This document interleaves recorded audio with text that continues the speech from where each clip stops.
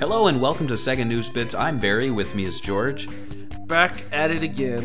Back at it again, and so soon too. We just talked about the Archie Sonic the Hedgehog comics coming to a close, and they were saying, you know, they'll have information in the near future. Well, we are in the near future. The near future is now. My tears haven't even dried up. I know. So it has now been confirmed and announced that IDW is going to be publishing Sonic the Hedgehog comics starting in 2018. Yay.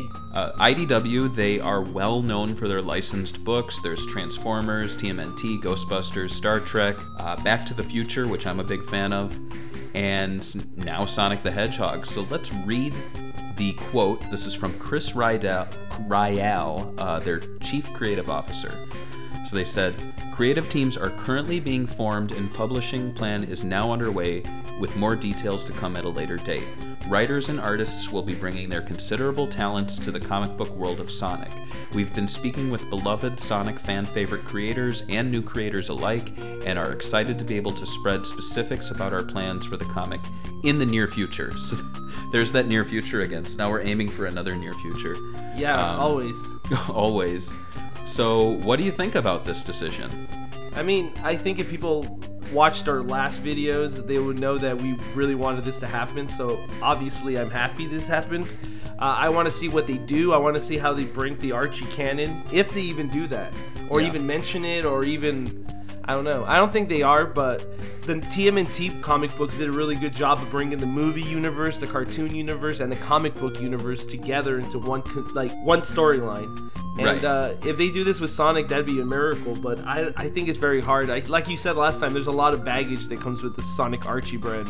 Mm-hmm. I mean, going into this, I have very few items on my wish list. The only ones are, give the former creative team a shot. I really think Ian Flynn has a lot of talent. Obviously, there's artists like Patrick Spaziente, who does a lot of the cover art.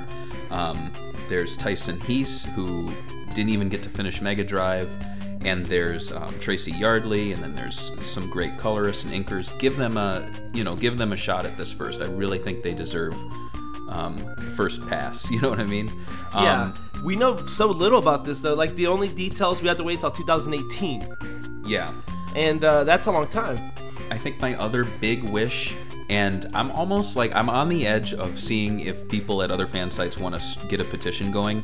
Finish the arcs. I'm not saying, finish all the stuff that was, future arcs. I'm talking about Genesis of a Hero, which had one issue left, and Mega Drive, which had one issue left. And I think what they could do is they could either give us those final issues with the IDW label, or IDW could do a trade paperback of both of these, 2 trade paperbacks, and the incentive is the fact that you get the final issue in both of these 3 and 4 part arcs. After that, reboot it. I don't care.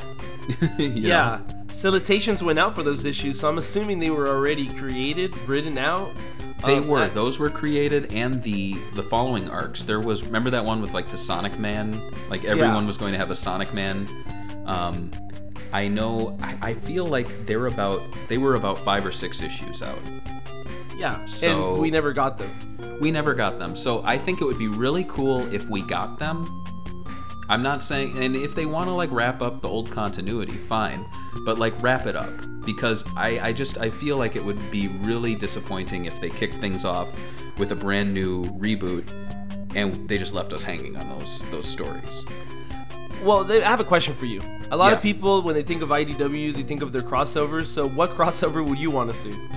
I think, first and foremost, I'd love to see Teenage Mutant Ninja Turtles. Sonic the Hedgehog has had a long history alongside the Turtles. Of course, there was TMNT Adventures through the Archie Adventure series line, which Sonic was also a part of. And there was even a crossover in the Sonic comics where they were like the Freedom Fighters were like in a sewer, and in the background, like the Ninja Turtles were passing them. Like, So there's a history of there. I think TMNT for sure. I think a lot of people are afraid that they're going to do a My Little Pony crossover.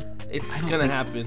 I mean, I don't think it's going to happen, to be honest. And I feel like Sega's going to be very smart with the brand, and they don't want to alienate fans. And while I know there is some crossover there with the fandoms, I don't think it would be a good idea. I think TMNT would be a much better choice. I agree with you on there, and I think even they could do anything. I mean, they did Ghostbusters with TMNT. They did Batman with TMNT.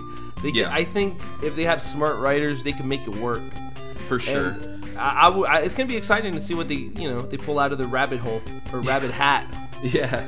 And then the last little bit here is that they actually have already announced who the editor will be on the series. So the editor will be a gentleman by the name of Joe Hughes. And the first time I saw him was in this picture. He was posing with a dad and his son, but I was looking at the son and I was thinking, what if that little boy there is Joe? Yeah, I know, that'd be something. Wouldn't that be great? He'd be like, Well, first off, we're going to go totally modern Sonic, and it's going to be an adaptation of my favorite game, Sonic Lost World. My dad bought it for me. I love it. It's the first Sonic game I played. That'd be great. No, Joe, he used to be the manager of the Forbidden Planet. That's kind of funny.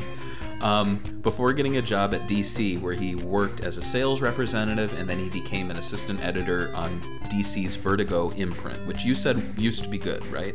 I mean, in the 80s, it was like their legendary run. They still have some pretty good issues, but like I think Fable was their last big brand. But Yeah. they've kind of like, fell off the map with like how they used to be. They used to be like, they published like Watchmen, they published Sandman, they Yeah. published Preacher. It was like these huge franchises, but like they kind of dried up to like Image Comics kind of started picking those people up.